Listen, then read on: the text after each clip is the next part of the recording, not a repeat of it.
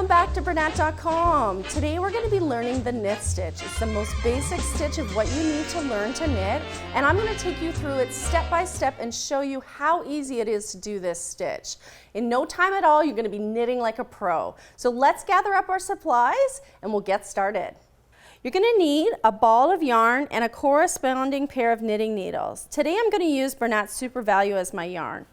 The ball bend recommends I use a size number 8 knitting needles, and you can find out that information here on your label. As you can see from the label, the Bernat Super Value is a worsted weight yarn. Worsted weight falls roughly in the middle of the category of yarns for thicknesses. It's a good choice for you to practice with. You can definitely pick a thicker yarn such as Bernat Softy Chunky, but I wouldn't go with a thinner yarn until you've had some practice. Also, try to stay away from really fancy yarns that aren't smooth. I know they're really tempting because they're really beautiful, but you want to be able to see your stitches and your tension. There's no point in frustrating yourself.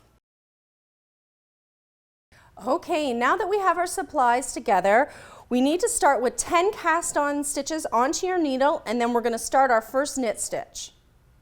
Okay, so today we're going to be doing our knit stitch. And I have 10 cast on stitches here on my needle. You can have as many as you want, but today I'm working with 10.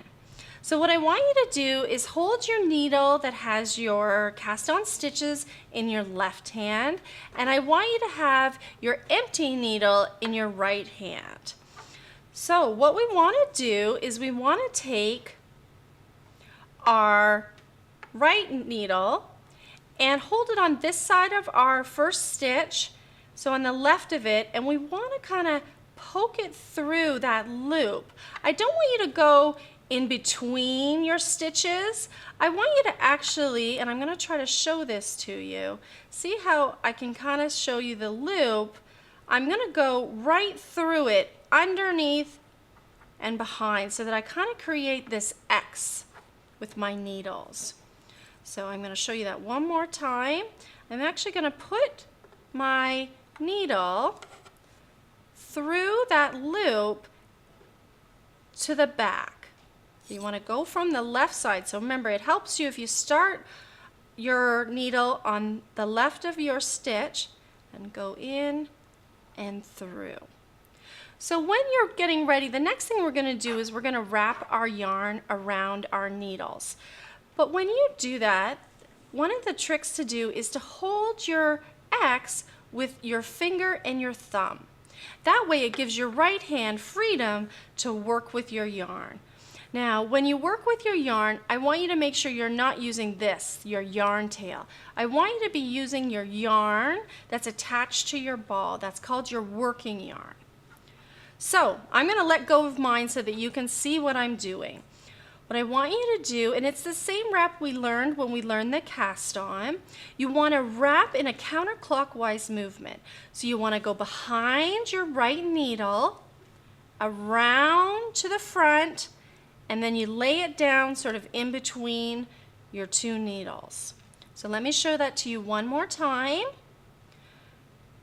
So you take your working yarn, you go to the back behind your right needle, come around it and wrap it so it lays right between your two needles.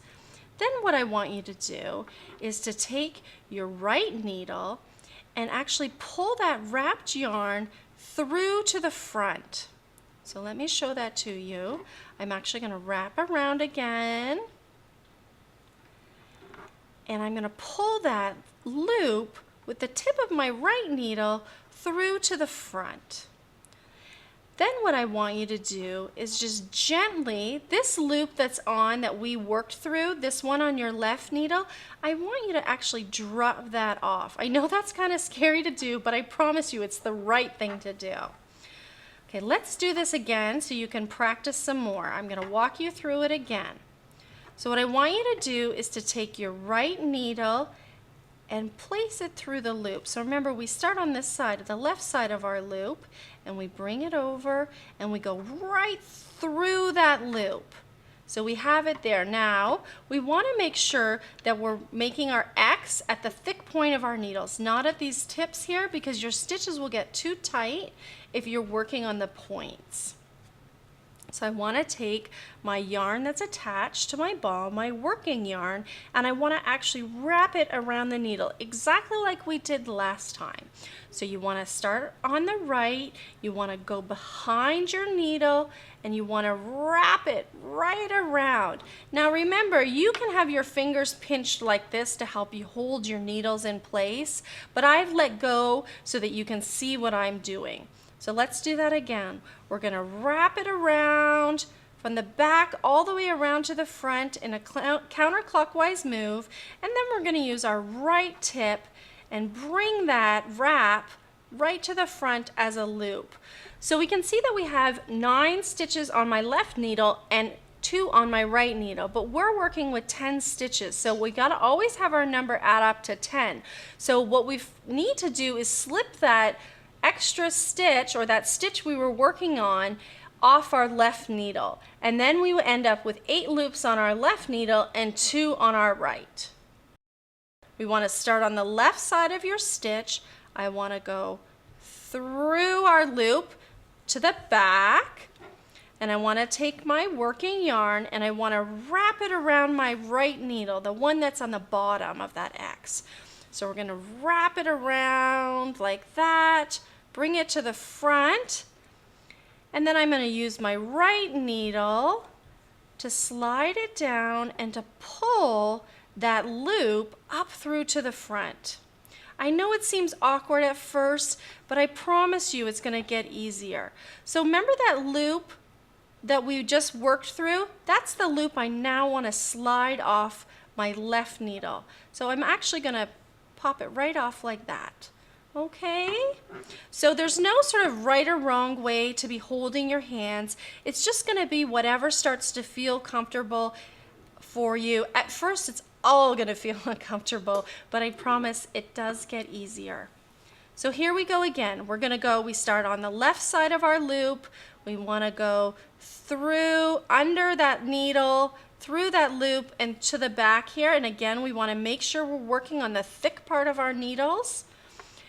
We want to take our yarn, we want to go around the back to the front, and we want to use our right needle to pull a loop up to the front, just like that, and then we're going to slip that left loop off. So let's do one more.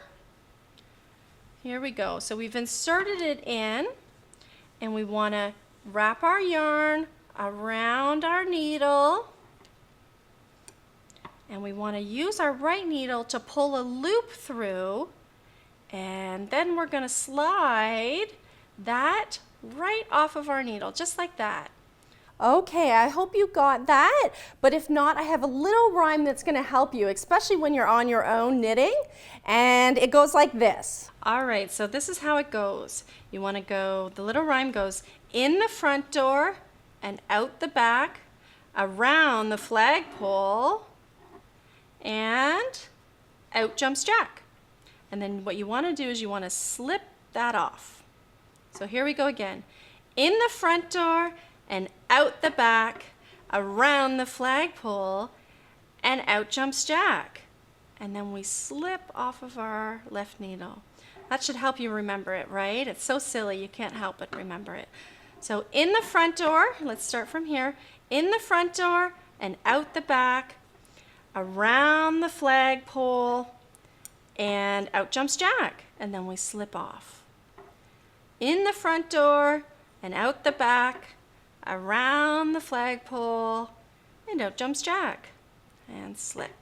So now we're at my last stitch here, my 10th stitch, and I just wanted to mention that you treat this stitch exactly the way you treated your first stitch. So we're going to do the exact same thing. We're going to do in the front door and out the back, around, oops, and I just want to mention one thing, and I've just seen it right here, is my stitches are starting to get twisted around my needle, and you just kind of want to have this ridge lined up here at the bottom. That's the end of your knitting there. So here we go, our last stitch here. In the front door and out the back, around the flagpole, and out jumps Jack. And we want to slip that right off our left needle, and now all your stitches should be on your right needle, and your left needle is actually empty. So now that you have all your stitches on your right needle, you're going to want to start your next row. And all I want you to do is to take your right needle and actually turn it around. So we're going to turn it around like that. And now this is going to become your left needle. It's actually going to be held in your left hand. And see, I have my yarn tail that we had from the beginning, and this is actually my working yarn.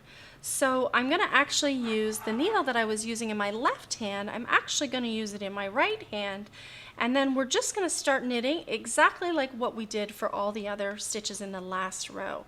So I'm just going to show you one here, and we're just going to wrap it around there and pull it through to the front and slip it off. And that's all there is to when you finish your row and to start a new row. Okay, so we finished our first row, and I want to show you when you knit every row what it looks like. You get what's called a garter stitch, and the garter stitch is the same on the front as it is on the back. And that's it. Officially, you're a knitter. Pat yourself on the back. This is a big step. Pretty soon, you're going to become a pro. All you need to do is practice and practice. Don't worry if you have tension issues at first. Everybody does. It takes practice. Don't give up. I promise it's going to get easier. So that's it for today, but I just wanted to mention that the next thing that you need to do is you need to learn how to cast off. You want to get that knitting off of your needles. So be sure to check out our other online video tutorial at Bernat.com. See you again.